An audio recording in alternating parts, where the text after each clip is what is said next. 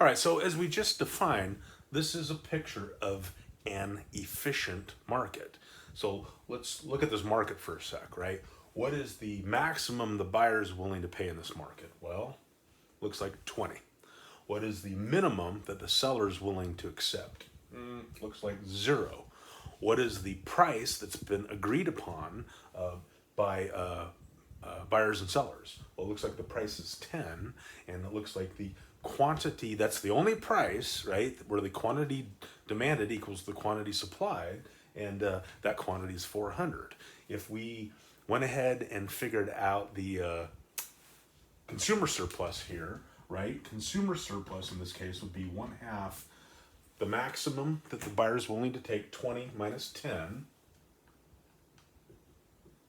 and then the base of 400.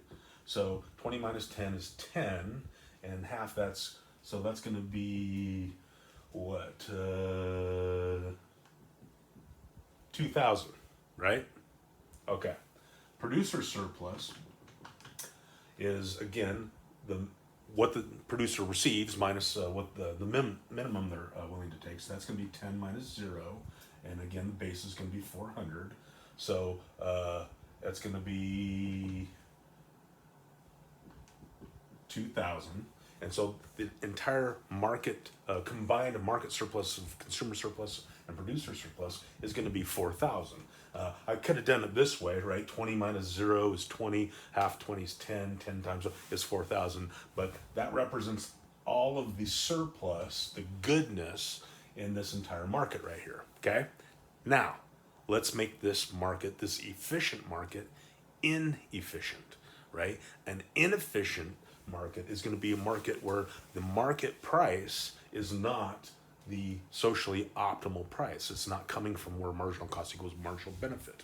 Now, in this case, I could pick a price above 10 or below 10, and let me go ahead and just pick a price there at 5. Now, this could be a situation where the government comes in and, sets an artificially low price, right? That'd be a price ceiling, or it could be, just a naturally occurring event. But well, in this case, we'll just say the government comes in and sets a artificial price of 5. Well, what effect does that have?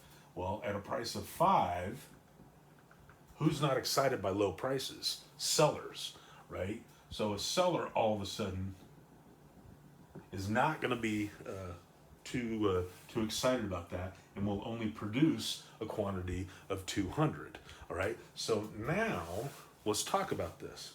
Let's calculate let's start with producer surplus in this new market with a market of 5. So again, what's the definition of producer surplus? The difference between what the producer receives, which in this case is 5, and the minimum they're willing to receive, which in this case is 0, and then out to the new quantity that's being produced, which is 200.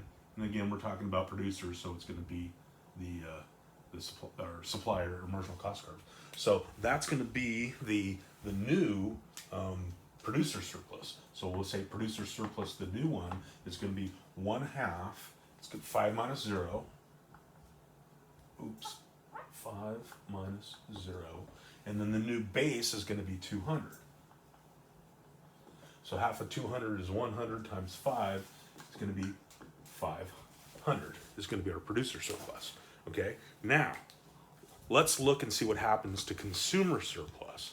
Because in this case, the consumer's willing to pay 20, right?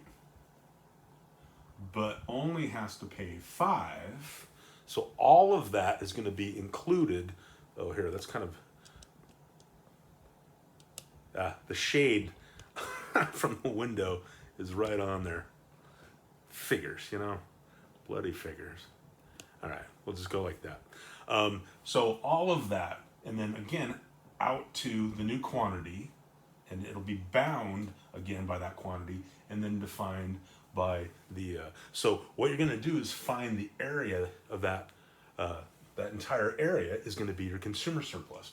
Now I'm gonna tell you that it's probably easiest to break it into this little triangle here, and then this big rectangle here, and then calculate the two, and then so consumer surplus is going to be 1/2.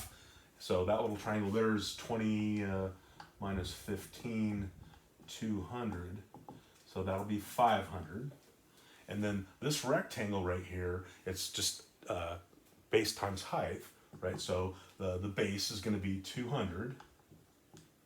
And the height is going to be 15 minus 5, right? So that's 10. So that's 2,000. So those two added together, 2,500. So 25, your total consumer surplus then is going to be this whole area right here, which we just now calculated is 2,500, right? But wait, we got a problem. Because we know prior to the price changing, we had a total surplus of 4,000, and now we've got 25 plus 5 is 3,000. We're missing $1,000 worth of surplus somewhere, and this is how we know. This is one of the ways we know this is an inefficient market, because it's tied to this right here. If you can visualize it, the piece that's missing is this piece right here. And that's called deadweight loss. For years, I used to say that would be a great name for a band. And then I had a former student email me and, hey, Mr. Dixon, guess what? We named our band Deadweight Loss. So check them out on the internet. They're pretty cool. Anyway, deadweight loss, because the quantity that's being produced dropped to 200, there's a missing quantity there that will never be produced. It's just lost. It's as if it never existed, because it didn't, right? At this price, that quantity, so deadweight loss, we know that the deadweight loss is going to be 1,000, because 4,000 minus 3,000 is 1,000. But let's just double check, okay? Because if we calculate it, right? If we calculate the area of that triangle, so it's going to be, your base is going to be 400 minus 200, right? And then your height is going to be 15 minus 5. So 400 minus 200 is 200. That's 10. So half of 200 is 100. 100 times 10 is, oh, looky there, 1,000. So that's what an inefficient market looks like. We know it's inefficient because the price is not coming from where marginal cost equals marginal benefit. And we also know it's inefficient because the market has deadweight loss.